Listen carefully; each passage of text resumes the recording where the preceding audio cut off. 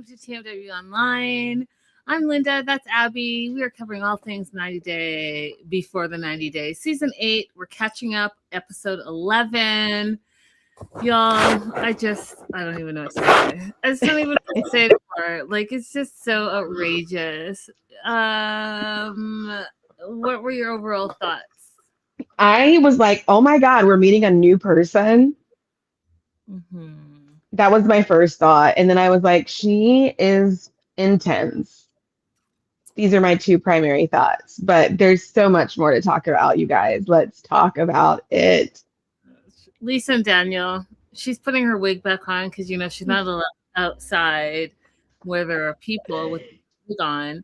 Um, some weird Santa hat that allegedly is part of his tribe. We were talking backstage, Abby and I, and kings and tribes are real things in Africa. I'm not sure if like what they're doing is the real deal. I think that they're probably exaggerating some of the things because that hat looked like a Santa hat to me. And I just don't know. And then, we spent a whole 2 hours talking about the other woman. Allegedly, the other woman blocked her today. Like, what would be the purpose of blocking her? When you reached out to her, she told you her truth, and now she's blocking you. And you're saying that she's jealous of you guys. Well, why would she be jealous when she was literally telling you that he's a scammer? It doesn't make sense to me. And so now all of a sudden Lisa feels like the lady was lying and that she was lying about Daniel being a scammer and she's just really jealous of their relationship. And you guys, like, I'm a little under the weather, so that's why I'm not like getting spun up like I normally do. But like that just sounds stupid. It sounds stupid. We're 11 episodes in. I feel like you're insulting our intelligence. And like, are you ridiculous right now? Like, you're saying that she's jealous of what? Of what? Because two liars lying to each other. Like, what would we? Plus, you are literally financing his life. She's Hmm. probably going on trips, living her best life. Like, what exactly would she be jealous about? That you're getting taken advantage of and she's not? Like, make it make sense. I know exactly why she blocked her because Lisa was annoying her. She That already sent you the information that she had. She confirmed that she couldn't find him anymore. And you're talking about, well, I'm here. I'm going to marry him. She said, you're crazy if you marry him. Lisa continues messaging her. That woman blocked you because you were annoying her and insisting upon doing something stupid. that So, that and like, no, thank you. I'm living my peaceful best life. I don't need your. yeah. If you're not going to listen, then peace out. Good for you. They're meeting the king in Lagos, and one of the things I was trying to explain to Abby is that there are multiple tribes in Africa, and every tribe has their own king. And so when they're meeting the king in Lagos, what king specifically, what tribe specifically, they could have been a little bit more specific, because that is too general to make any sense. But I'm going to assume that they're meeting the king of the tribe that Daniel belongs to, and they're getting his blessing, which means a lot. It's the highest honor to get, but also it's not really necessary for every marriage. It's not really necessary for every union. So like that whole thing, without getting into all the nitty gritty, this was just like a production, in my opinion, to show you guys that there are a lot of traditions, but they weren't really showing you what the real traditions are. So they get there, and it was just like, oh God, you guys, I'm just like so irritated. So they get there, she kneels, she says, "My king," which you would never say. It's so stupid. May you live a long life, my king. Greetings. Looking for the ultimate blessing. And she's doing all of this without wanting to reveal her secret. All of that is just production ridiculousness. Like, The problem that I have, Abby, is that we are building like crazy stereotypes that are not even true about Africa, specifically right now about Nigeria, specifically about tribes and kings. And it's just so stupid. Like, it's just so stupid. And it's actually insulting. You know, my name Mm-hmm. is SMH. She Mm-hmm. she is going to meet a king in a palace. Again, this is not colonial business. You're in Africa. Yes, they were colonized, but you're thinking king, queen, like you see in England, where you're going to go to a palace. That's not what it is. When you are looking at tribes and hundreds of different tribes, depending on what the land is, you're looking at just land and you're looking at what region they rule over. So again, it just shows me your ignorance and how you played just like no attention to where you are and what that looks like. So they get there, they meet Uncle Modesto. Um, she is disappointed. She, meaning Lisa, it's nothing that she expected. She expected a big castle and horses and A men, moat. men in red suits and all the things. And instead, you know, she's meeting this man that, again, that's not even like typical tribal wear. So a king with the lion, and I was telling Abby it looked like a plushie that would never, ever, ever, ever happen. That is such a stereotype. It would never happen. If anything, they're gonna do whatever their tribal cloth is. And you know, for like Ghana, Ashanti tribe is the biggest tribe. So you're gonna get a kente cloth and you're gonna get the specific colors to your specific tribe. So colors can be red and white, red and black, black and white, all black, traditional kente cloth. When you look at like Conan O'Brien, I think Obama, when they actually get blessed by the king, you see the traditional kente cloth. And even in that cloth, it's very thick. I should have brought it out. It's very thick.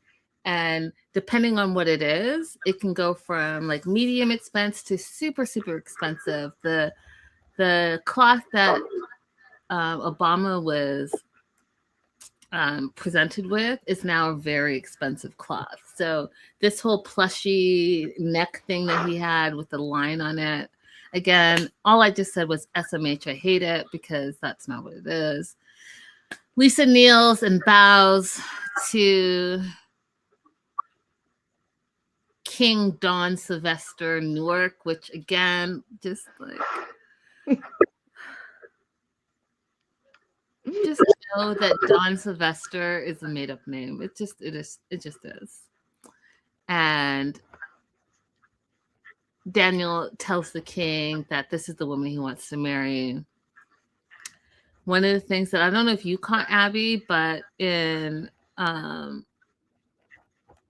Nigerian tradition, he says, he meaning King Don Sylvester says, we are a traditional monarch. Do you know what monarchy means? Do any of us know what monarchy means? Because if you're saying you're a traditional monarchy, then what you're showing and displaying here is not that. Mm-mm. So I was just confused by all of it. King Don Sylvester Newark says he's an oracle, he's a prophet, he's a royal father, and his blessings are enormous blessings, and we can ask the ancestors. And you guys, I'm just not going to even touch that. I'm just not. My note literally says, okay. Like, okay, if that's what you say. Lisa's nervous about getting the blessings. King Don says the ancestor has spoken and asks Lisa to proceed forward and asks her, are you going to take good care of him? Are you sure? And she starts giggling. He says, I don't think so. And why are you laughing? No, no, no, stop laughing. Do you see me laughing? Asks her to get up and sit down. And she didn't expect that. He didn't expect that. I didn't expect that because that's not what it just would never happen, you guys. It just would never happen. I should have brought my mom so that she can really this is trash. It's trash. When you are receiving a blessing, and especially if you go to the king, first of all, the king of a region is very, very busy, you guys. Like just think of, I don't know, I'm not gonna talk present day politics because we're in the twilight zone, but normally someone who is in charge of a specific area, a specific nation, they're busy doing a ton of stuff. So having the time to bless a union for some random person on the street who's not like a political advisor, not like a executive or a business person or someone who is active in the community is very, very rare. And so for him to be there and then say, you know, are you going to take good care of him? Are you sure? Those aren't the questions that they're asking. They're asking like, do you have a tribal association? How are you associated? Because it depends on, and I can't speak for Nigeria, but I can speak for Ghana. So if you are Ashanti tribe, but how are you associated with Ashanti tribe? Because it is a mother lineage and not a father lineage, even though it's a patriarchal society. Your mom has to be part of the Ashanti tribe in order for you as a male to be in the Ashanti tribe. And then he's going to ask you like what your ancestry is and who your mom was married to. And it's a whole process. He's not caring whether you're taking care of your husband or not. Or are you sure you're gonna, like, those aren't questions. It's more about lineage. And that's it. So all the things that you're seeing and hearing now, it's just like so outrageous, and it's unfortunate because a lot America is a big demographic for TLC and 90 Day Fiancé, and I just don't feel like they're representing properly, and the stereotypes and the production of it was disappointing to me. What do you have to say, Abby? Yeah, I can see being incredibly disappointed by this. It didn't feel real to me. It felt like um, if this kind of thing was real, it wouldn't be advertised, it wouldn't be broadcast. That was my bigger thought. It's just not the questions. It's not the questions. She goes on, or he goes on, you're being disrespectful to the king. Are you laughing at me? Laughing because she's nervous, she says. And then Daniel stands up. He's like, she's my wife and I want to marry her and she's trying her best. All of that is just not conversations that you're having in front of a king. You're having that like at home, you're having that with your friends, you're having that in your community, but you're not wasting time with a king who has actually duties to attend to. I just think the whole thing is ridiculous. Oh look, hold. Hold. Let me see if I can get this right here. Hold on.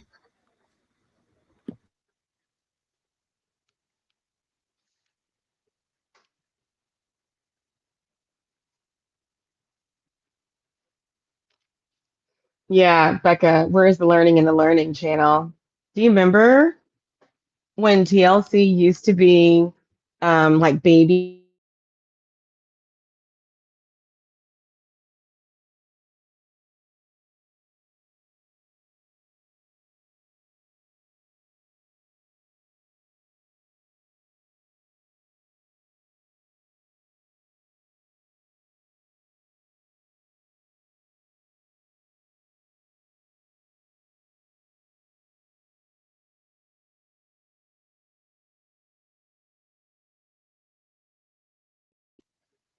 Yep, toddlers and tiaras. Okay, so perfect timing. See how God blesses us. So my mom just called me. She's going to explain. So every culture, she said, is different, right? Because Africa is a continent, everyone, right? It's a continent. And every country is different. In Ghanaian culture, okay, mom, how does it go? Okay, in our culture, first you have to go register at the city hall, and they will post it, I believe, for 21 days, just to make sure that none of you has nothing to hide. And then we call something knocking. The man's side of the family, usually is the elder of the family, will go to the woman's family and ask for the hand of the woman. And they will be given a date. And they will also be given a list of things to marry the woman with. You know, things for the woman, for your mother-in-law, your father-in-law, the uncles, that sort of thing. Just a token. And then you get married the customary way. Like a date to be set where there's a big celebration and you present your gifts. You're married, you get a blessing from the woman's father, and then you get talked to. It's like counseling, like they counsel you a lot of to the woman, don't do this, don't do that, to the man at the same time. And then if that was done on Saturday or Friday, then if it's done on Friday, on Saturday, then you go to church to have a church lesson, the actual wedding. And mom, does it matter if let's say the woman is from another country and she doesn't know the customs? Do they still go to the king of the tribe? Because I was explaining that. No, we don't go to any king of any tribe. I don't know what tribe does that. If, for instance, the woman is getting married to a white guy, the woman will say the same thing to the man, to the white guy, you have to contact my family. Same thing, when I was in Ghana, this girl came with her fiancé from somewhere in the US. They would do the same thing that we would do if they were both Ghanaians.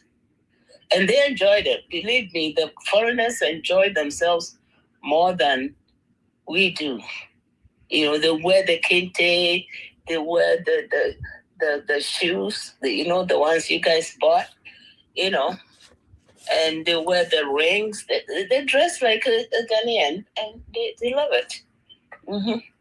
And then the last thing I want to ask you, Mom. So can you explain how kente cloth specifically is tribal, and like not all kente cloth is the same?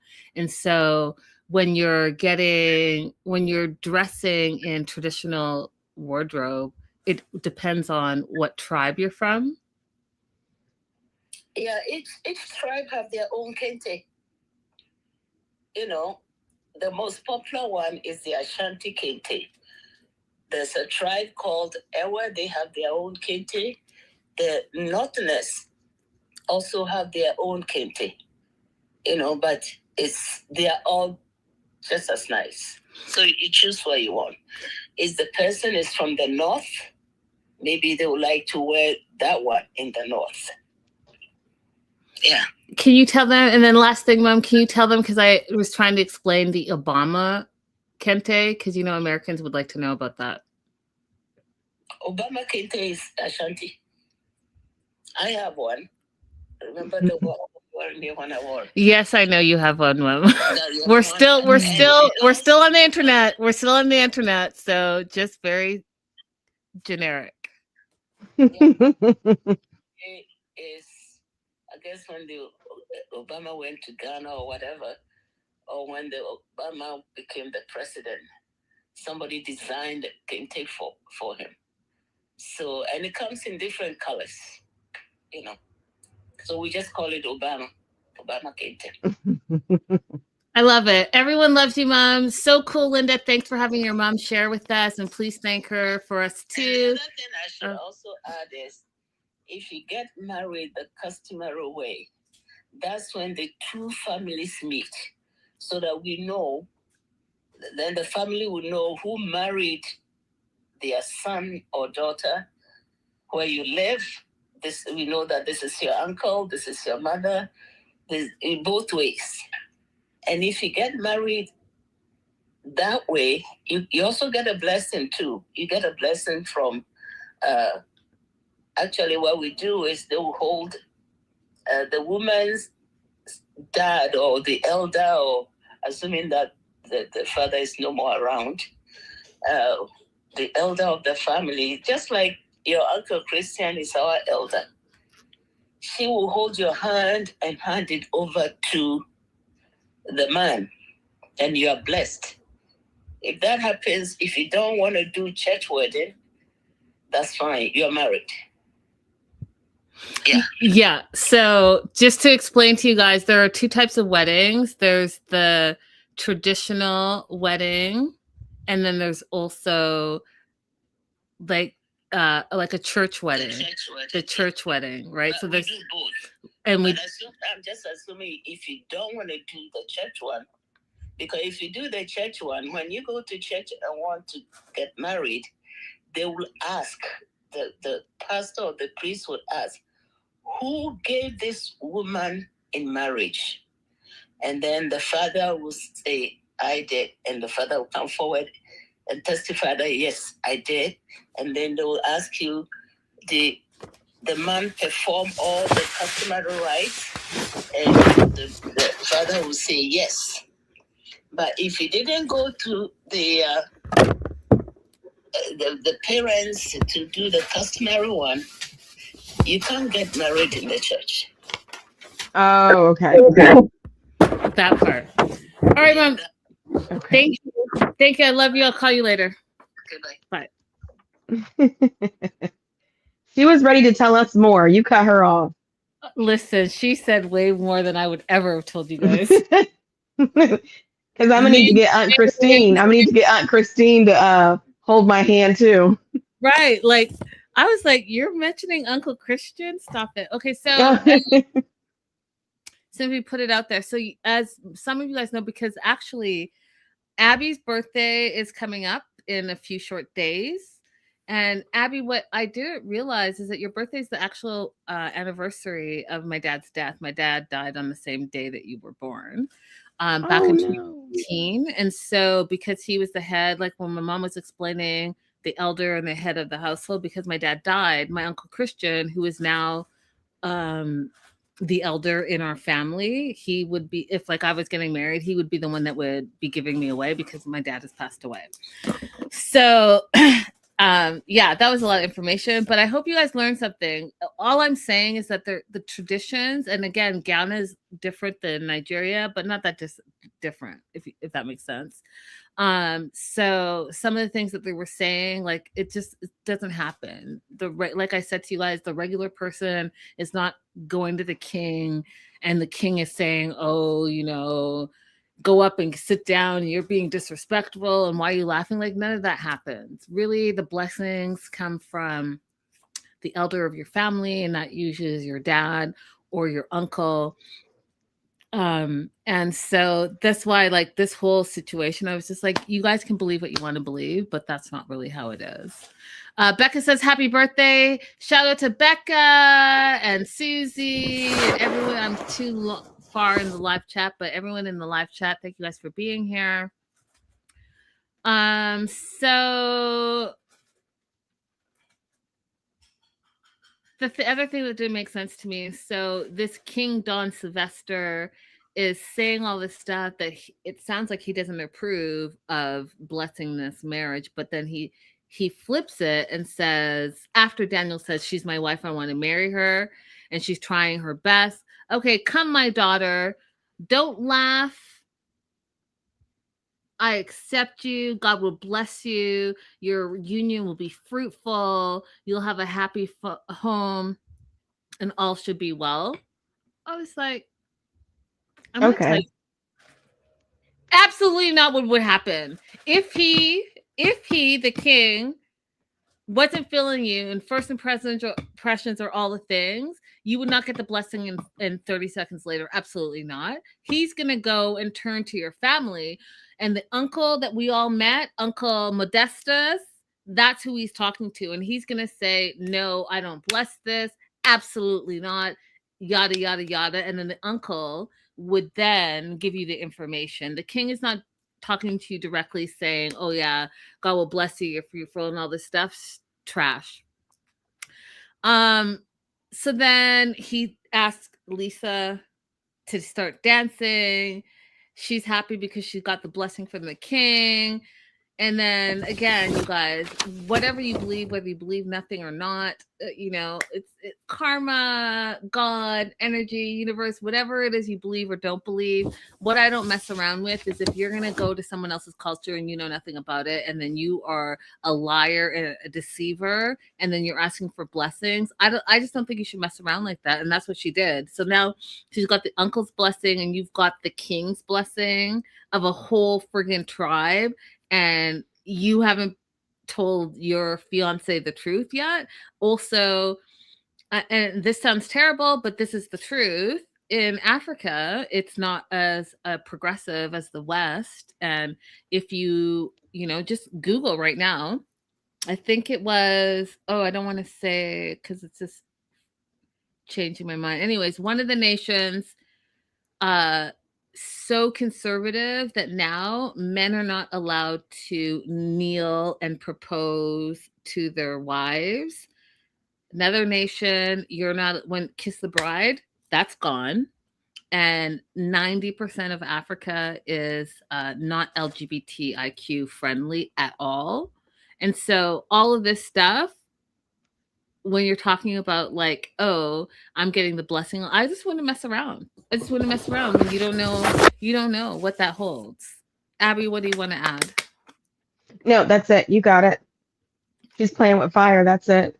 But that's on her. I don't feel sorry for her about it. Becca says, happy birthday, Abby. And thank you, Dia. Clearly, Lisa wears her shoes indoors, and we know what that means. Facts. Moving on to Emma and Ziad, I don't have a lot of notes for them because this whole thing is so crazy. They're fighting because she was engaged to someone else, Mohammed, and Ziad's mad that she didn't tell him. He feels like he doesn't know her, doesn't trust her, doesn't trust anything she says, thinks she's a liar. And he feels like every story that she's telling him is worse than the last story that she told him. And then says, I can't be engaged with you and I can't move on with you and I'm breaking up with you because you're a liar and that's the problem. Now, there's just so much to unpack here, you guys. Should I start here? Okay, so he is leaving. He's like, let me go. She's trying to stop him. He's like, don't touch me. She starts crying. I can't. She's upset, but you're upset because you guys haven't communicated and you guys don't know each other. And yeah, he broke up with you, but he broke up with you because you weren't truthful to him and he wasn't being truthful to you. The other thing that I think is really important, you guys, and I just really think this is a part of it, is you have this Middle Eastern, very conservative Muslim man, okay, who you were fighting with the whole time. He told you a bunch of stuff, and before you got there, he was talking very sexual towards you. Now, I promise you that if he was talking to another Muslim woman in his country, he would absolutely not be talking to her that way.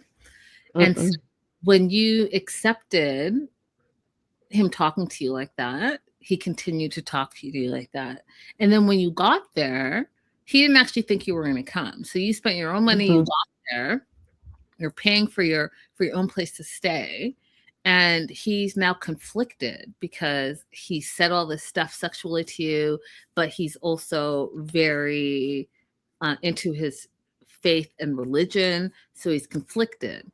But then you're like sexy, you're Western, you're from America, all this stuff. And he's seeing that every day in you. So he's like, oh, what should I do? What should I do? So he finally gives in his mind, right? I'm not saying like he gave in and you're doing anything, but in his mind, he gives in. He has sex with you. And I told you guys this 2 episodes ago, he's absolutely never going to marry you. He's not going to marry you because he doesn't respect you. And he would never, ever, ever, ever, ever have premarital sex with the woman that's going to be his future wife because he now thinks that you're a whore and a slut. So he had a good time with you and he was going to continue to have a good time with you. But that was it. So him saying, well, yeah, you know, nothing happened. That's why to this day, he's not admitting that you guys were intimate because he had his fun, but he doesn't want to be associated with it anymore. And so now yesterday, her birthday, when he was being like distant, all of that, it wasn't about anything. It was about, oh, he's pulling back because he knows that he doesn't want to be with her because he already got what he wanted from the Western girl who's fast and loose. That's it. That's it all. So the thing that happened was she now gave him an out. And the out was, oh, I'm going to gaslight her into thinking that something wrong's with her. And now he doesn't trust her. Now she's lying. Now there's something that she hasn't told him. And because there was actually something she hadn't told him, that's why this blew up into something that didn't have to be, because who cares? So what? She was previously engaged. So you guys weren't together. Make it make sense. But no. Now she's a liar. Now she plays games, and he wants to go, he says, and he's mad because she lied about everything, and he can't give her any other chances. And then my note literally says, SMH, he got the sex that he wanted, and that's it. He was absolutely never going to make her his wife because in that culture, that couldn't happen. So she's like, are you leaving here in the desert? Like, what are you going to do? He's like, yeah, I'll call the guy for the rest of your 2 weeks that you're here. It's the end, he says. And she's mad because she's like, you're a liar. And I'm saying, you had sex with him. He's done with you. You gave him an out and he took it. She starts crying. You wasted my time. Now she's single and alone. He gets to go home and she's left in the desert. And again, you know, Emma, I have an issue with you because it's not really about the guy. It's about your being single and alone and really wanting to have an engagement when really you need to work on yourself and be comfortable being alone, be comfortable being single, be comfortable being happy, find the happiness within yourself, because I continue to tell you guys that someone can't make you happy. They can enhance your existence, but if you're unhappy with yourself, how are they going to then make you happy? You have to make your own self happy, and then someone else will complement that. If you are relying for someone to make you happy, can you imagine the stress on you and on them? It's not worth it. So she doesn't understand. She feels like it never happens for her. She's always getting dumped. And again, I just encourage the single ladies out there, work on yourself, live your best life, travel, have a core group of people that care about you. And even if you don't have that core group, because sometimes, you know, that's hard to have, or maybe you don't have a supportive family system, love on yourself, join a group, you know, get a hobby, go for walks, all that, be at one with nature, get a pet, whatever it is that you need to do, but don't rely on a lying ass man in order for you to feel 100% in yourself, in order for you to feel like you're worth something. You were worth something, whether you're 20, 30, 40, 50, whatever, you've been worth something since the moment you were born. And because we live in a like patriarchal society where, you know, the tradition is, oh, you have to get married in order to have worth. You have to have children in order to have worth. No, you can be perfectly happy and healthy and fine. And if that happens for you and that's what you want, then that's great. But if it doesn't happen for you and that's not what you want, then that's okay too. You're still a worthy individual. You're still worthy of happiness, of health, of love, and love can come in many, many forms. That's what I'm gonna add. Linda's on a roll, y'all. Let's move on. Next couple. Facts. I'm on a roll. Happy birthday, my Aries sister, Blue Panda says to you. Thank you, Blue Panda. I appreciate it. All right, we're moving on to Aviva and Stig. You guys, Stig is just obviously he's a cheater and he's not serious. He's very unserious, and that's really the synopsis of this whole thing. So Spring, the auntie, is showing him pictures. He's like, oh shh. Shows a picture of him kissing this girl on the beach. It was only 2 months ago. And he tries to play it off like that was just a fan. And then if it was just a fan, Aunt Spring is like, well, you didn't tell her about this woman. So if it's just a fan, like, I don't understand what that is about. And then you told her that you loved her. So what is it? And then she's like, are you guys together? And he's like, no. And Auntie Spring's like, well, I feel like these are lies. And why I feel these are lies is because the woman that you took this picture with, that you were kissing on the cheek and all hugged up on, is Corinne, which is her niece that owns the bar that they're at. It's friend. So Corinne knows her and allegedly sees him in the city and calls Corinne over. Corinne's like, hey, you know this girl? And she's like, yeah, that's my friend. Corinne's like, where were you February 7th? And he was like, oh, I was at a wedding in Hopkins. And she's like, no, you were here at this bar with my bestie. So stop lying. He denies it. And she's like, well, I don't know what to tell you. I know her. She's a good friend of mine. And I know that you've been hooking up with her since February 7th. So here we are. And then Auntie Spring is like, do you want to tell Aviva? Because if you don't, I'm going to tell her.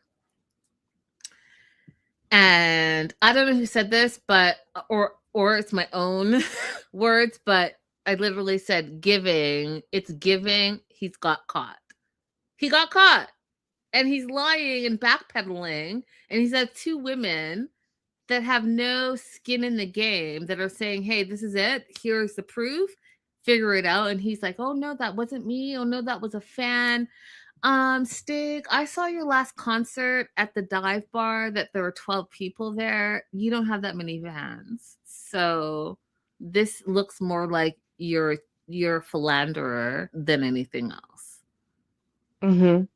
Okay. So explain to me how you're kissing and hugging up on this woman on the beach, how you guys got to the beach. It's not like you're at the bar or at some venue and there's a bunch of people around and you're just taking a picture with a fan. No, you guys went to the beach specifically. It's just the two of you and someone took a photo of you two together. So stop playing with our intelligence. Sounds stupid to me. So Aviva doesn't know what's going on because her auntie and Corinne were separate and pulled Stig aside for this conversation. But all we know is that Stig feels like this night was a disaster. And that was it. So they go back to the hotel. So Stig and Aviva are back at the hotel.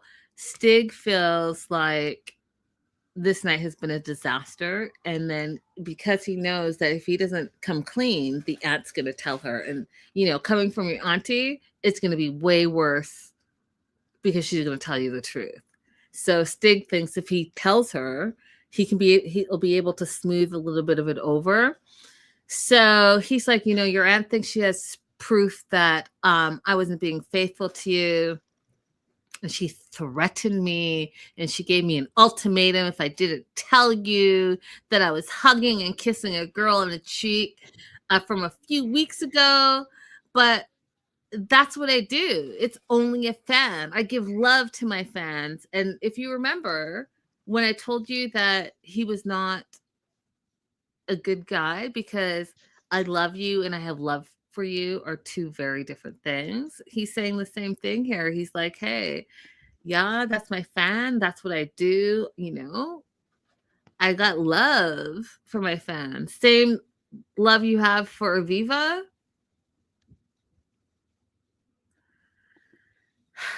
Then Stig goes on to say, it's Corinne's friend. And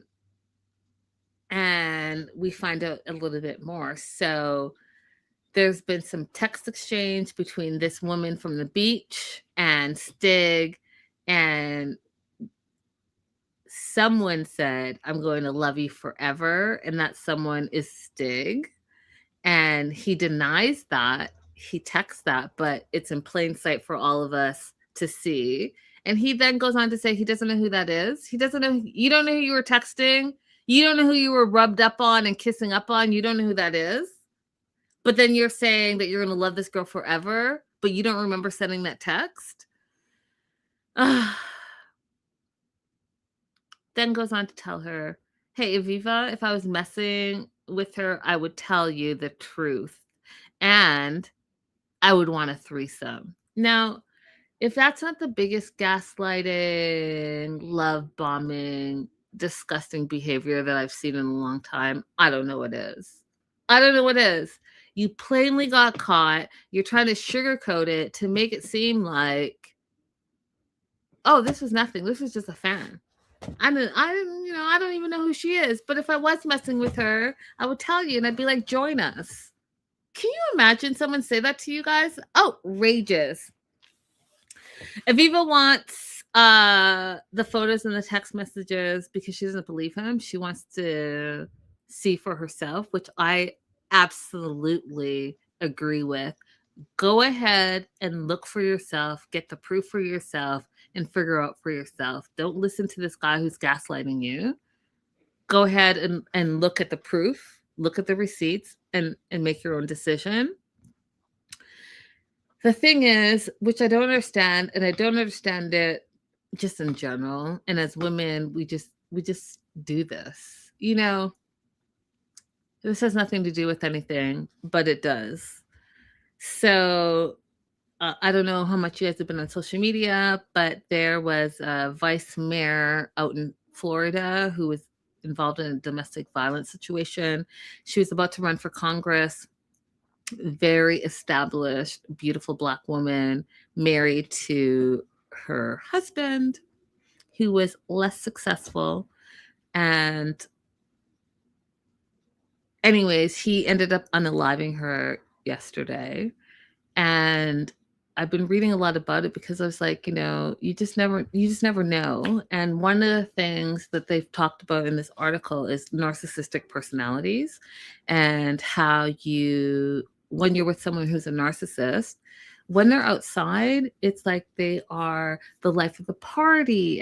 They seem casual. The relationship seems amazing because they're like so charismatic. Everyone loves them, all the things, but you don't know what's going on behind closed doors. And a narcissist can't be with a successful woman because they're always going to resent them and there's always going to be jealousy. And that's a red flag.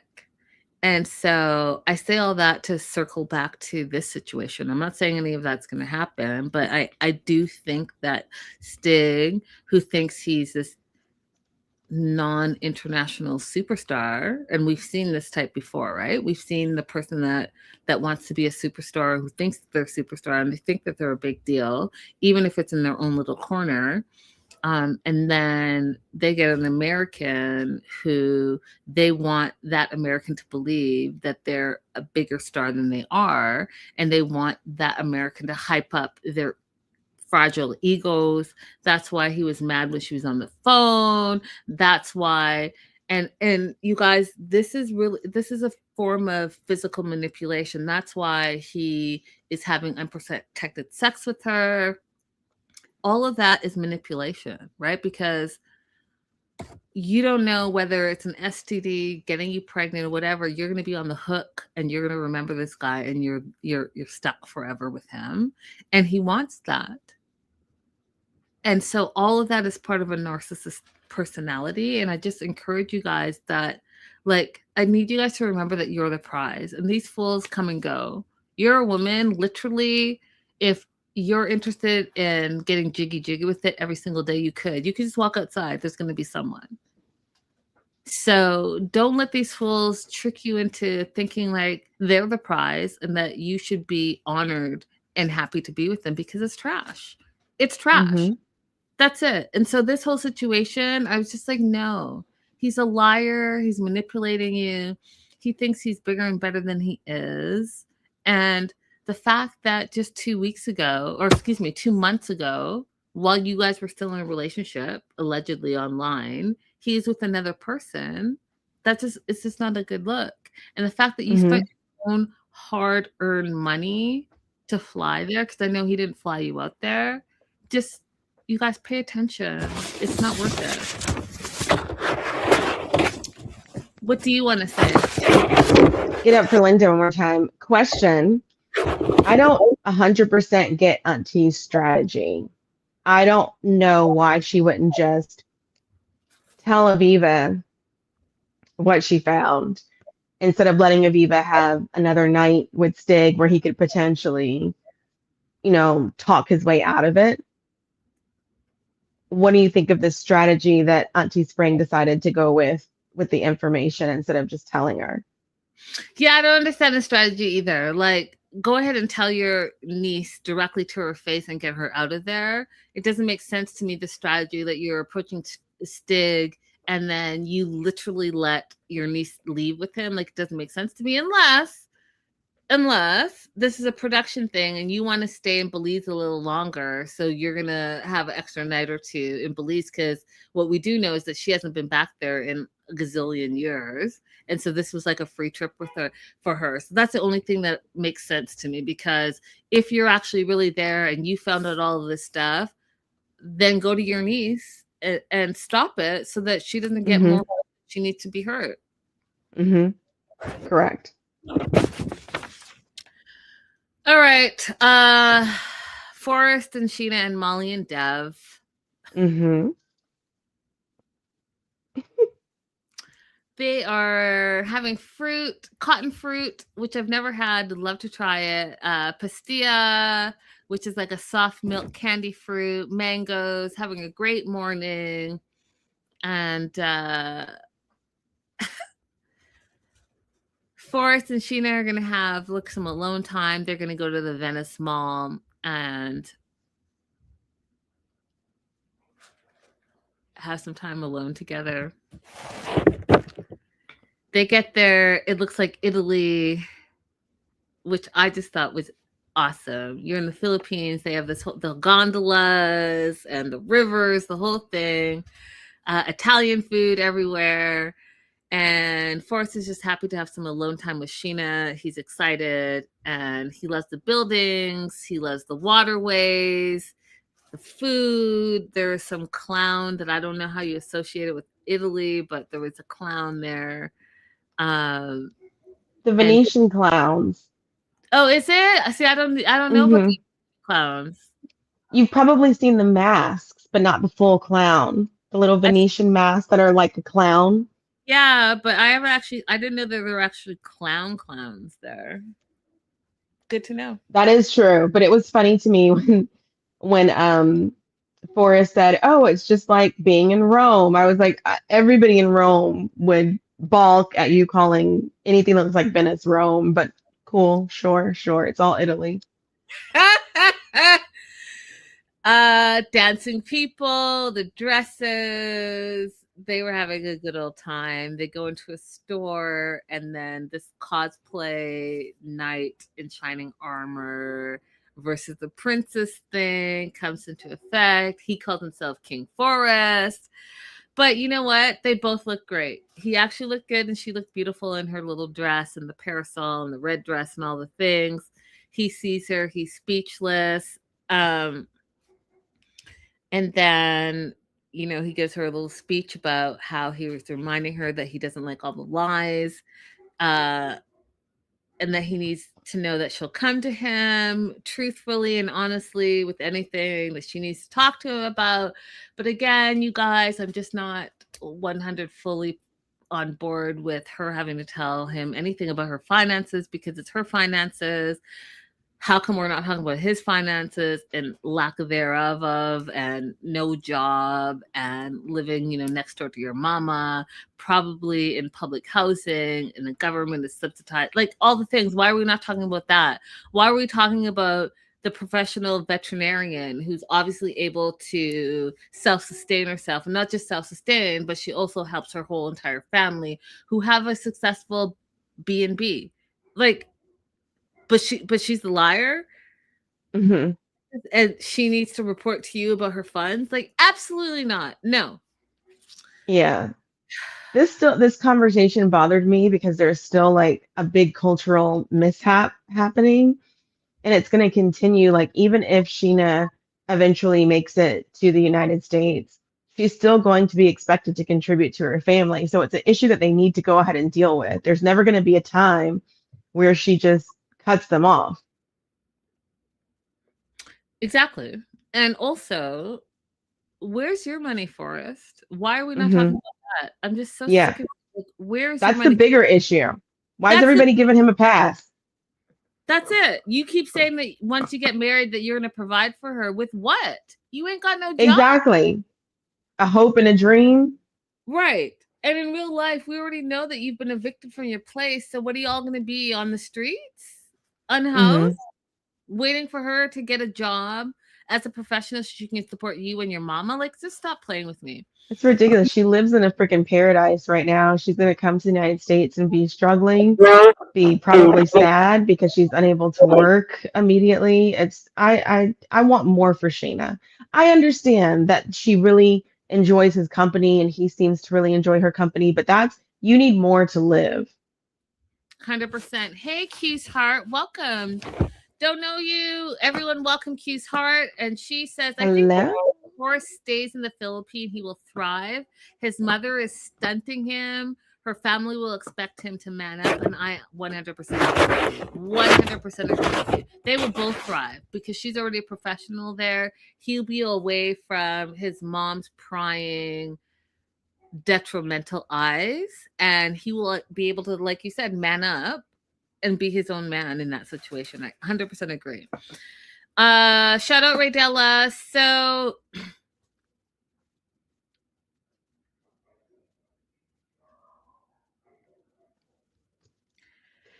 Sheena says opening up to Forrest was hard for her. And in the past, she had an ex that cheated on her, that played with her feelings. And so she's just really having a hard time. She was together with that person for 3 years, and she feels suffering again and having that hurt again. And she really loves Forrest, and she's afraid to lose that love. I get all those insecurities and all of that, but that's not really a reason to not be truthful. Now, do I think that Sheena needs to tell Forrest and Molly and Dev all about her finances? Absolutely not. That's not your husband. And you barely just met him. Yeah, 7 years, but you guys have been together for like what, a week or two in real life? He doesn't need to know anything, in my opinion, until it moves on to be something that's actually serious. Aw, I followed your Instagram for years now. Excited to catch your YouTube. Yay! That has a lot to do with Abby. Abby, I saw the hard work you do. Telling everyone to join us in the live chat. So you guys, welcome, welcome, welcome. We're so happy to have you here. Don't forget to like and subscribe so you get the alerts when we go live. That being said, she felt unwanted. She blamed herself. She says she's not a perfect woman and she doesn't want to feel that same pain that she felt in her previous relationship with Forrest. And I just want to tell you, women, we just take everything on. We just take it all on. We blame ourselves. We say, oh, we're the problem. Or your husband is friggin' hungry and he got home from work and dinner's not ready quite yet. And you blame yourself. That fool could have brought dinner home for you. He could have stopped and said, hey, you know what? I'm starving. And instead of me being in a bad mood because I'm hangry, I'm going to just grab something and we're going to have something beautiful together. And whatever my wife made, we can have it tomorrow when it's ready. Do you see what I'm saying? There's so many things. And I hate that we internalize everything and we blame ourselves for not being, quote unquote, the perfect woman. Let me tell you something. Okay. Without me getting into a whole TED talk, but the standard. You're gonna go ahead. I know. The standards of beauty for women and what we expect of ourselves and what we see constantly bombarded on social media, on TV, in movies is unrealistic. And we've known that for a long time. And unfortunately, in 2026, we've really gone back to that like Ozempic era where everyone has to be 80, 90 pounds and it's like unhealthy, it's unsustainable. It's an unrealistic standard of beauty. It's really affecting young people. It's affecting people in general, women specifically. And one of the things that's unfortunate is that as women, we are harder and more judgmental to other women than even men are. Because honestly, I think I don't know what it's called, but the little pouch that, most of us have a little pouch because you know what? It's estrogen and lack thereof and getting older and all stuff, and having a six pack is really not realistic for women's bodies. Like you can get it, but it definitely takes a regimen. I'm saying all that to say, we nitpick each other. And we make each other feel less beautiful. And it's only because of jealousy and insecurities that you have of yourself. And I want to encourage you from today moving forward that I want you to realize that you're beautiful in your skin. And men, because they're horn dogs, they actually really don't care. They really don't care. They really don't care if you've got a little extra skin here or a little pouch there. They really don't care because as soon as you're naked, that's all they care about. They're like, oh my God, you're naked. Yay. So I want you to just be less hard on yourself. Stop blaming yourself. There's no perfect woman, just like there's no perfect man. And you know what? Men never say, I'm not a perfect man, because they automatically think they're perfect. They think they are all of that and then some. So just be a little kinder to yourself. Be a little nicer to yourself. Encourage yourself. And, if you want to, whatever, if you want to lose weight, if you want to gain weight, if you want to, whatever, work towards that, but also don't beat yourself up over it. Can I tell you two of my favorite self-love things? Okay, everybody. It may sound weird, but I promise if you try it, you will feel something. Okay. My favorite author is Toni Morrison. One of her books is called Beloved, and one of the characters in Beloved goes out into the woods and she thanks each part of her body individually for their function and their work and what they do for her. I thank my hands, I thank my feet, I thank my ankles, I thank my wrist, I thank my elbows, I think like it just all by yourself somewhere. It doesn't have to be the woods if that doesn't work for you. Thank your body for functioning in the way that it does to help you through the day and the weeks and the months and the years, the lifetime that you've had with this body and all the things that it's carried you through. Okay. That's one. It's very cathartic. Number two, wear your lingerie for yourself. Get out of the shower, put on all the body butters and the body creams, go through your face care routine, put your lingerie on, get you a cup of tea or whatever your drink of choice is, and curl up, read a book, put some headphones on, listen to some music that you like. Just do something super relaxing in your lingerie for yourself. I do that all the time. All the time. You guys, I have this amazing kimono robe that I just got. Listen, y'all, it is fire. It's fire. Maybe I'll wear it next episode. It is fire. I do that all the time. And it is cathartic. It's luxurious feeling.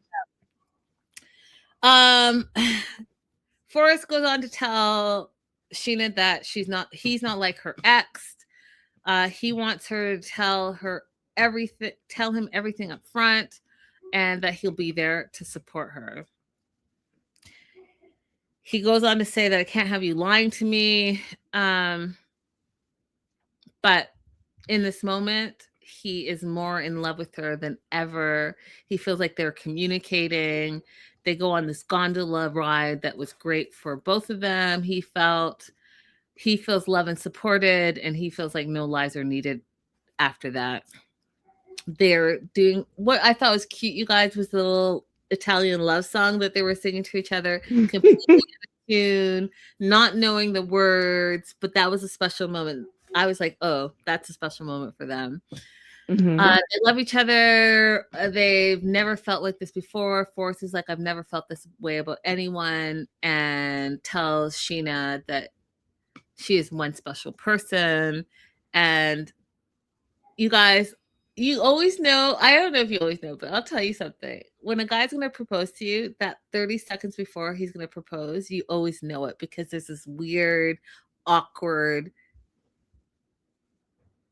moment that if it's not brand new, where you have tons of awkward moments, you know, like, why, what's happening? And she said to him, she's like, are you okay?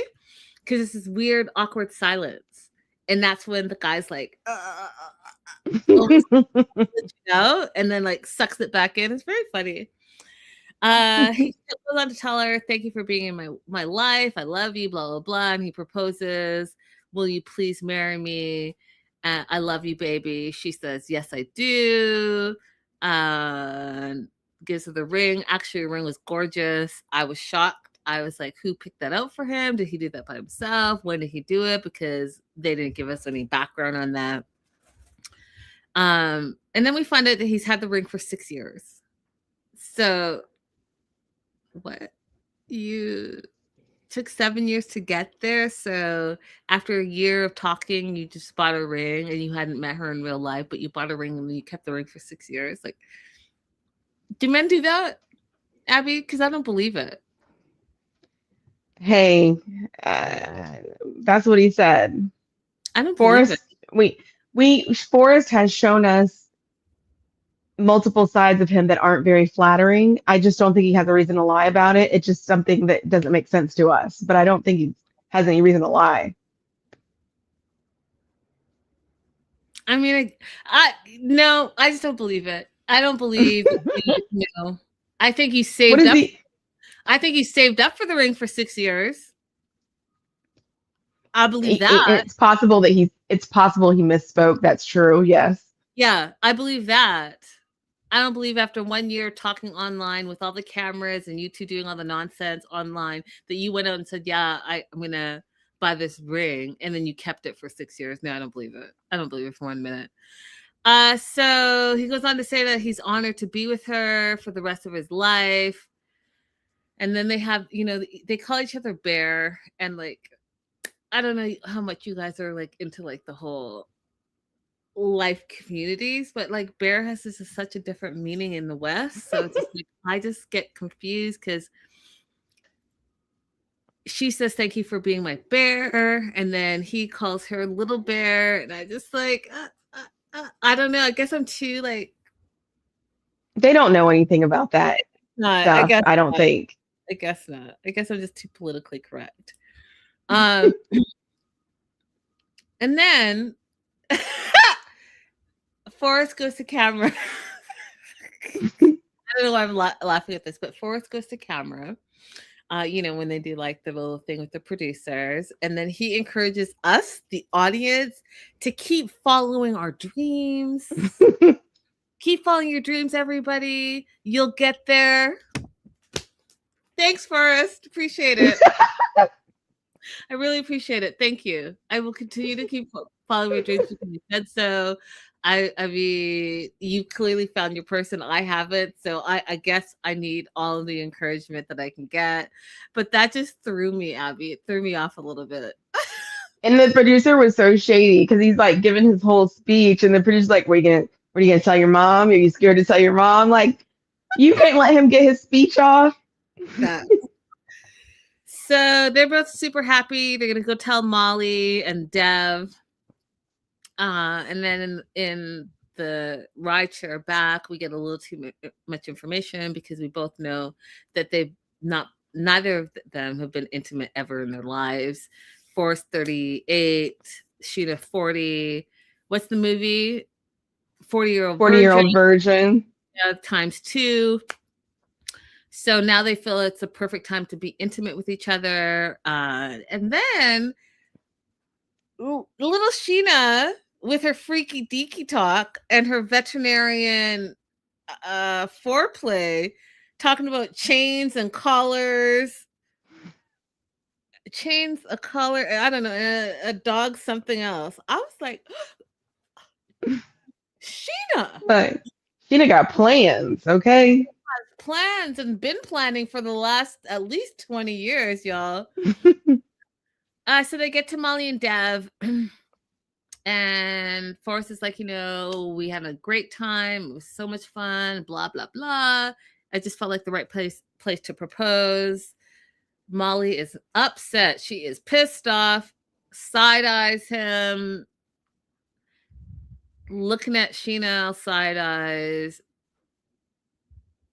Forrest says, she said yes, and silence from Dev. Silent. I thought Dev would step up in this moment. He didn't.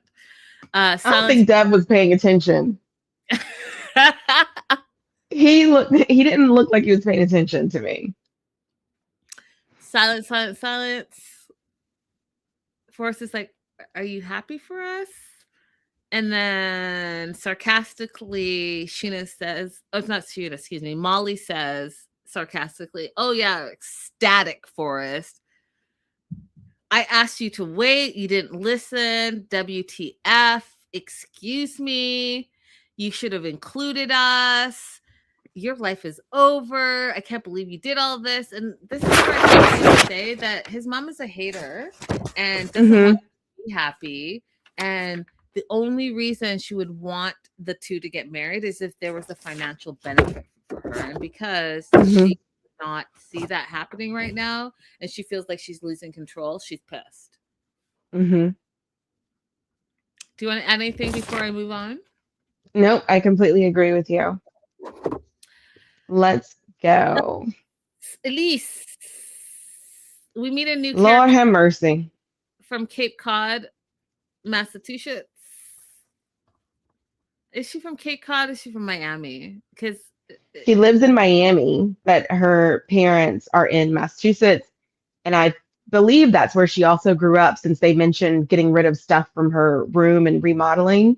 So she must have grown up there as well. Perfect. 32. She's focusing on her happiness. She's doing the best she can. She feels, which is plenty. She's self-described as loving, outgoing, kind-hearted, with great tatas. That's how she describes herself. She's in a ride share, meditating. Has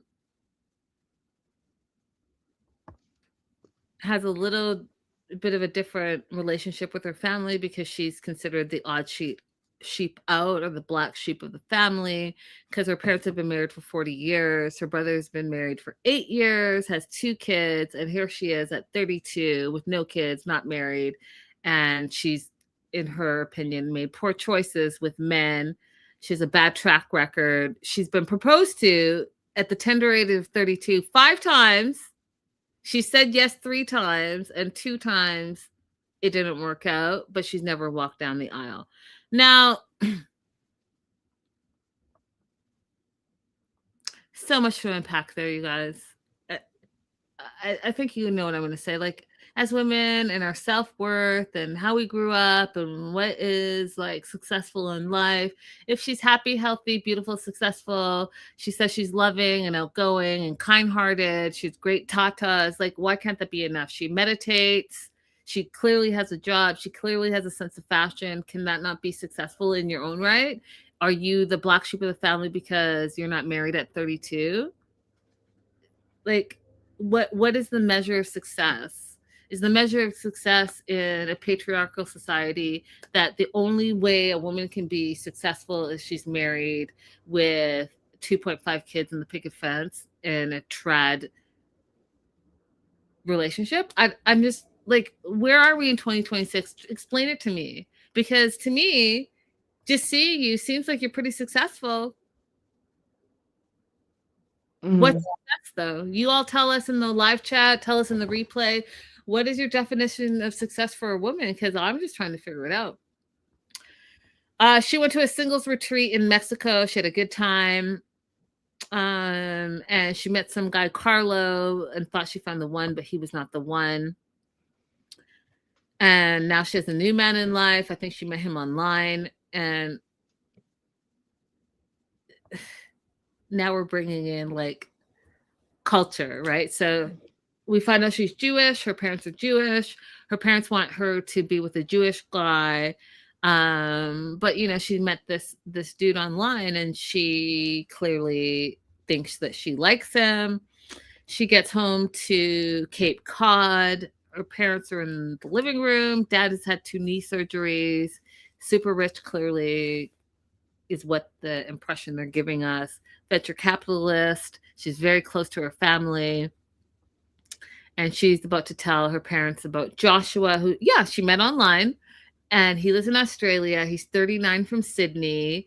And she thinks, okay, because you all know how I feel about online relationships. If you haven't met in real life, that is your online pen pal.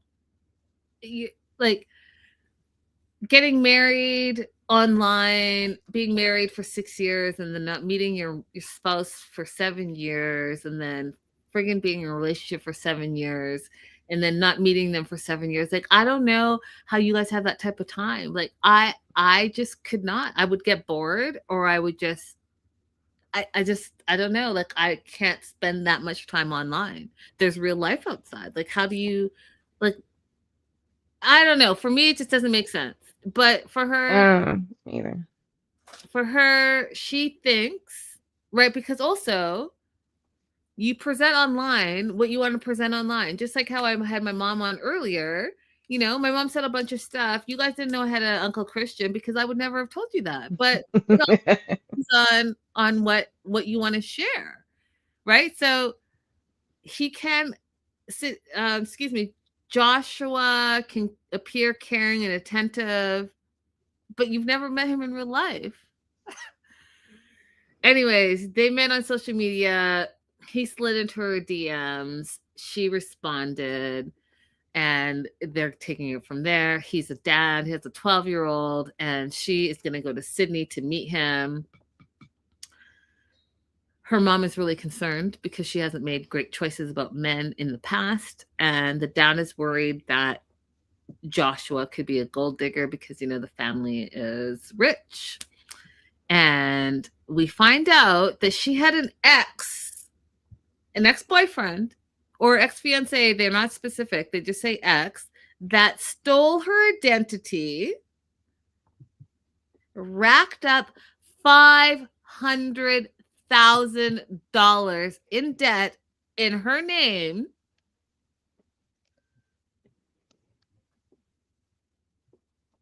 See, that could never happen to me because I would never get a credit card.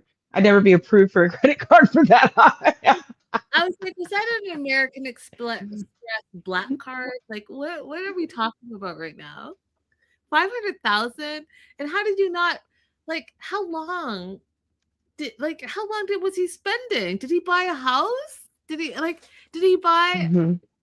a Ferrari? Like, was this one purchase or was this over time? How did you not know until he hit 500,000? You know, Anyways, I had a friend in college whose mom got credit cards in her name and ran them up. And the way she got away with it is because the billing address that she was using was a different address from their home. I don't know. I mean, every, there it's called apps. Just download the banking app. Well, now, yeah. I don't Lock know. your credit, everybody. Lock your credit. Go to if you're in the United States, go to the credit bureaus and lock your credit. That way nobody can even get approved for any cards in your name. That part. Becca says, so between 18 and 32, she's been engaged 3 times in 14 years for an average of 3.3 years per engagement. It comes off as wanting a wedding and not a marriage. Facts, just like Emma. I mean, exactly. That's what it is. She wants so desperate. So this was weird to me. She says she feels like the odd man out in her family, as if she's talking about a great, huge collective of people, but it's just her parents and her brother. So I'm like, just curious, how do you feel like the odd man out when it's a small number? Well, she feels like she's the only one that's not married. That's it. Big whoop. I mean, that's what it is. But she also explained to us that how she defines success and prosperity is getting married, right? That's why she's been engaged 5 times. So I understand. Like, I mean, I understand it, but I understand her logic. So Hmm. her dad bailed her out of that $500,000 swindler scam, and so the dad is very skeptical of her going to Australia. I mean, Joshua, and the first thing he says is, "What's your evacuation plan?" And I was like, "Is that the advice that you're giving?"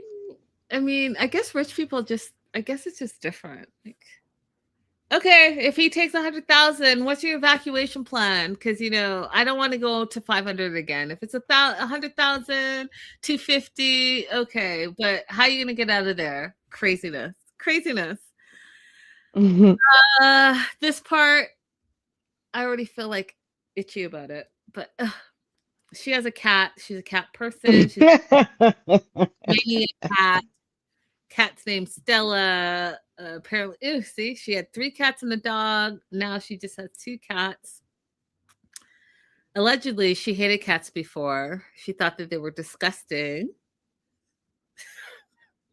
I was laughing so hard at this whole cat situation. Becca, I know you were too. Just thinking about Linda being forced to watch it. So just all of it was just.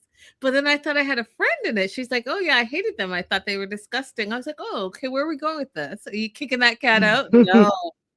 Now she's obsessed. And then I don't know if you guys can see this, but in all caps, it says no right there. Because no, thank you. And she even literally says on international TV that Stella smells. And Yeah.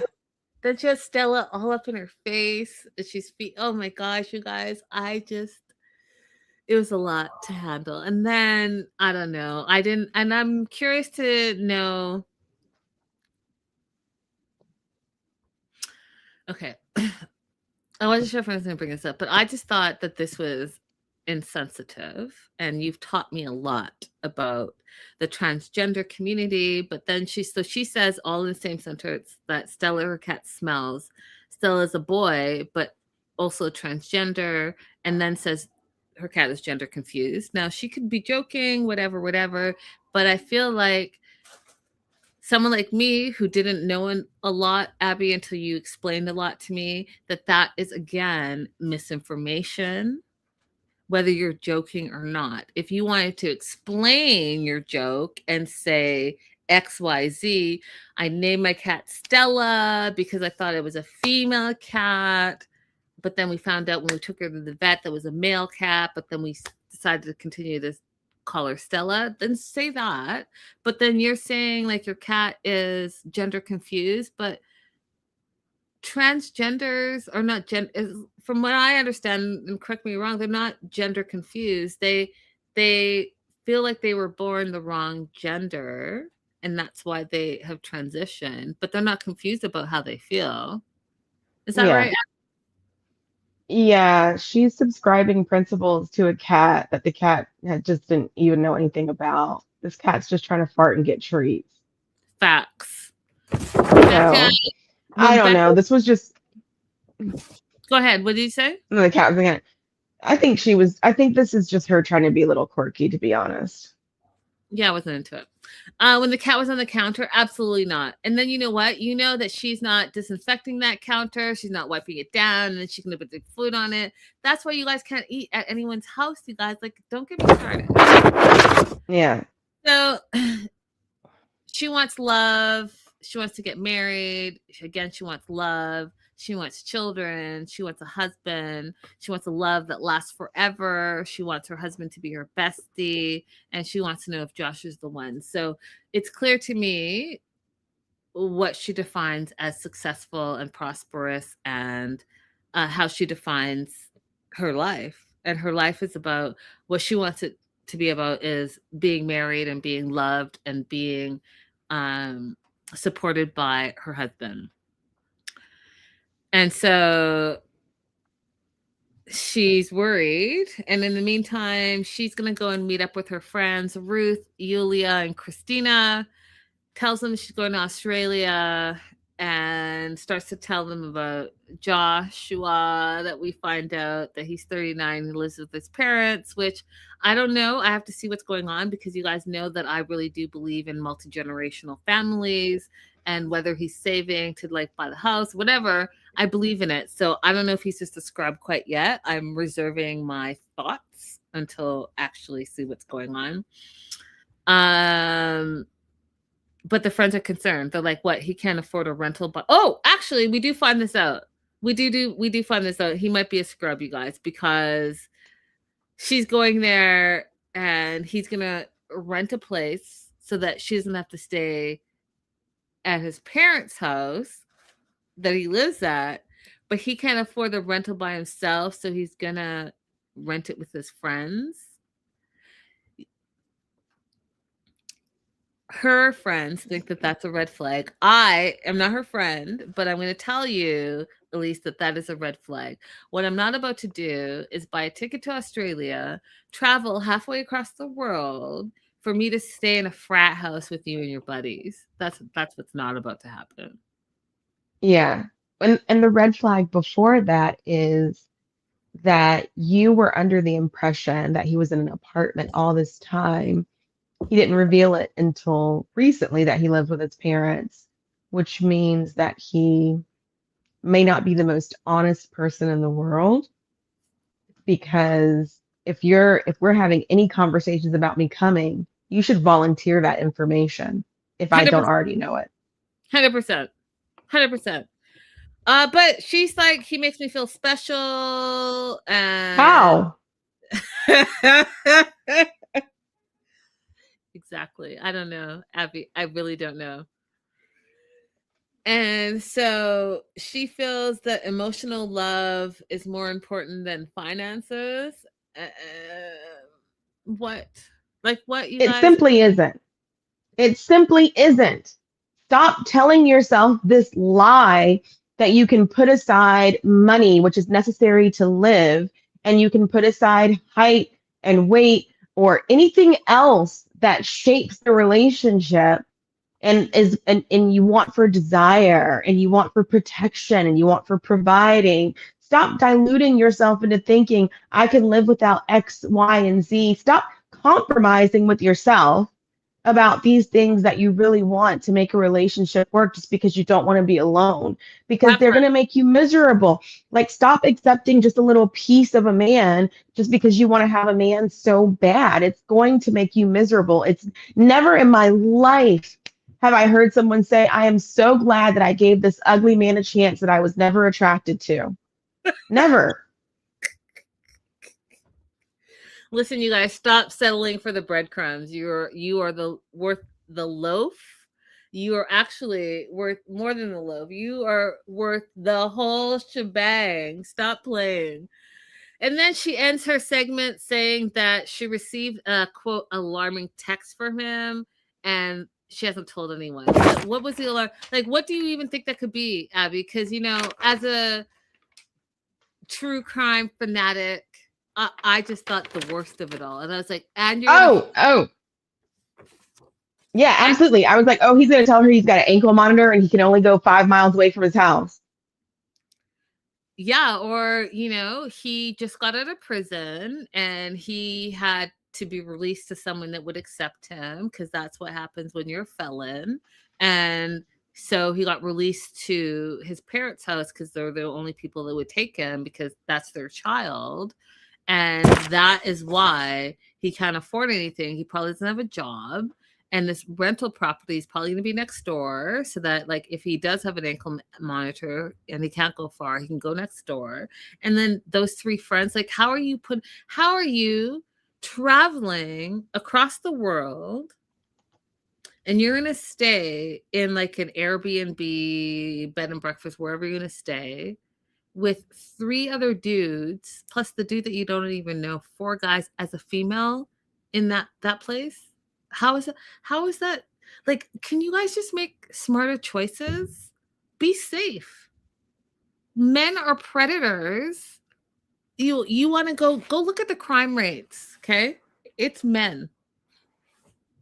Period.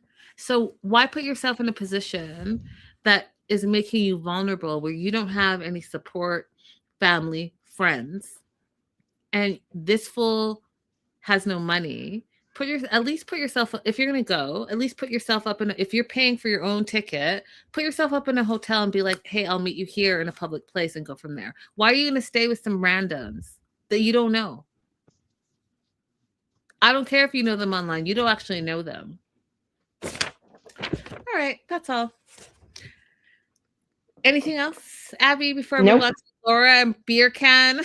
Let's go, Lauren, Beer Can, and Michael. What were your thoughts on this before I get started? Does she have not one single solitary other friend besides Michael that she could have called?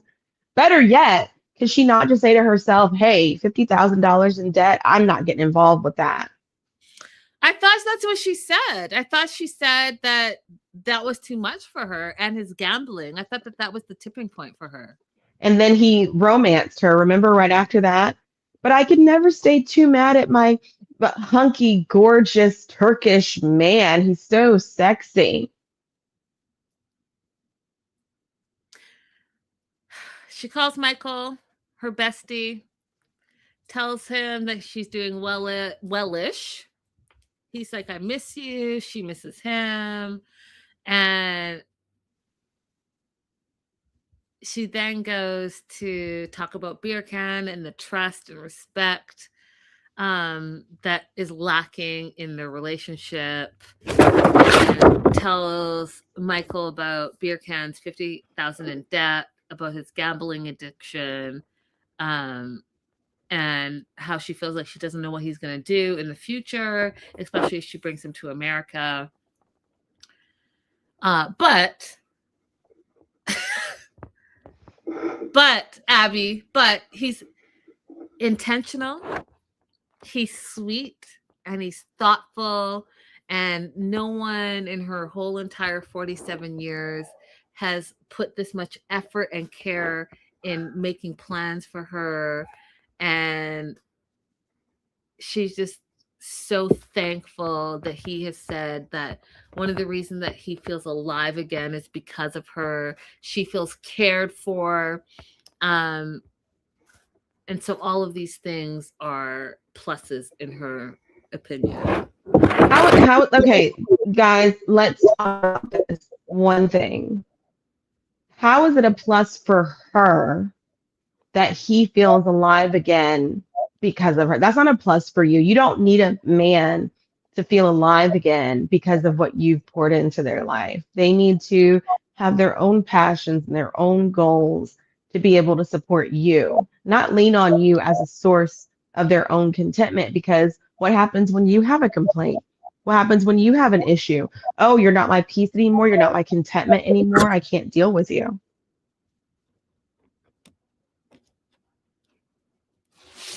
Yep.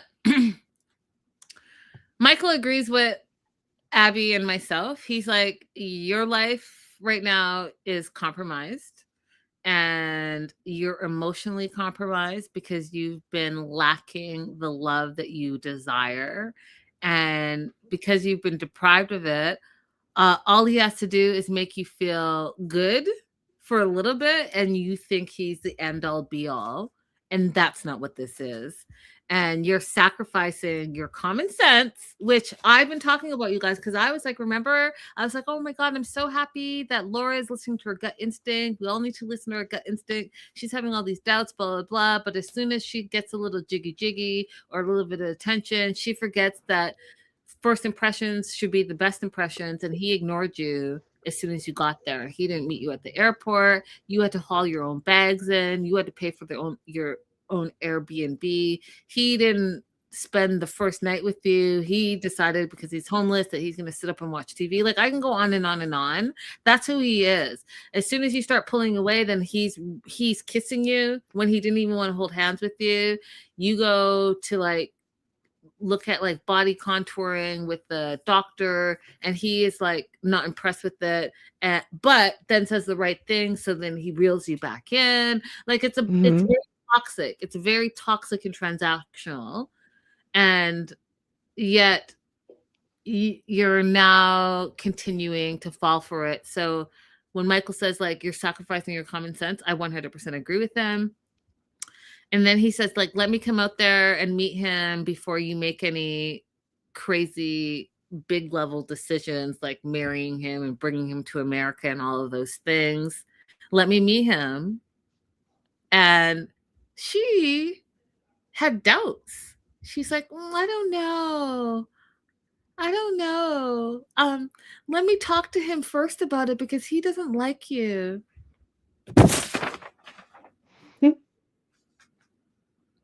You guys make me sick. Like, what? What, Laura? What? Just make it make sense. Because you know what it is. It's the fetish of it all. You want to have that dark romance thing that Abby has been talking about, the books that you read and all that stuff, and you know that it's wrong in your mind, but you also are wrapped up in the moment because you are deprived of the attention, right? You have some insecurities. You are feeling better about yourself because you've done some self-improvement that you're proud of yourself for, as you should be, but you also still have not worked on, you haven't done the inner work. So that is still there. And so anyone that gives you a little bit of attention, that they're amazing, even though when they're not amazing, even when they treat you like crap. And volleyball, if that makes sense to you guys, volleyball their emotions. So it's close, it's far, it's close, it's far, and you have to run around and like lobby it back. It's not right. So why not have someone who is actually your best friend that cares about you come out and give you like a balanced opinion? Why not? Oh, because you don't want to burst your bubble. You don't want to be up. You would rather be taken advantage of in a city where your boyfriend doesn't even translate the things that he doesn't want you to know. Like, Laura, you're so far gone right now. Becca says, Laura's acting out of insecurity and desperation. She should take time to know herself in her new body and how she's worth the effort regardless of her weight. Girl, preach. Yeah. what I'm saying. Yes, Becca, yes. That's all I have. What do you want to add to them? Because I'm over them. Yeah, I'm okay with following Laura as a person. Like, I would love to see her do her skin removal surgery and follow her through her recovery and continuing with all her little meal prep ideas and things like that. I think she's cool as a person, but this Burkhan is not a good choice for multiple reasons. Just you don't even understand what he's saying sometimes when he's quoting all this Nietzsche stuff, which, by the way, is so pretentious to me. You know, Um, how are you going to be pretentious and homeless at the same time? Pretentious, homeless, jobless, no prospects for a job, prefers to gamble, gambled away the money that you sent him to be a Valentine's Day gift. I personally think the money that he's spending on the things he's doing right now is money that you sent because she um, gave him money to make the reservations for where they were going to stay when she got here. Like, he can't even get nice, like, he can't even be the one to pay for the accommodations while you're there after you paid for your flight to Turkey. Yes, I don't see what, you know what I'm saying. I don't see what you get out. I see what you get out of it. You get out of it that you get to have this fetish, fetish realized, and you get to say that you have a man. Okay, fine, fine. You got me there. yep. You know those women who buy their own rings and then are like, "Oh, this my man got me this ring." That it's giving me those Yeah, like yeah. Sadly, it's giving me people who complain about their relationship all year long, how they haven't been intimate. Their person is not even a good father to their kids. They didn't do anything for their birthday or Mother's Day. But then at the end of the year, you get a Christmas card from them with all their matching PJs on. that Who part. is this for? That part. I'm going to end it with this. Becca says she's on a choose your own adventure and she doesn't want the ultimate ending. Becca, you're on the money. Silver Linings also popped in. Thank you, girl, for coming in. You guys in the live chat, we appreciate you. Don't forget to like and subscribe. Tell a friend to tell a friend. Did I forget anything else that Linda usually says? It was perfect. You guys, we will see you soon. We are catching up on all things 90 day before the 90 days so that we can be in line with the tell-all that is coming. I cannot wait. And Yes. you know what? We're going to be back here tomorrow. We're doing 2 episodes. 2 episodes tomorrow. 1 p.m. Pacific Standard Time. Mark your calendars. Mark your calendars. We're going in hard. See you guys Yes. later. Bye, Bye. TTFN. Hey, Vanessa. Hey, Vanessa.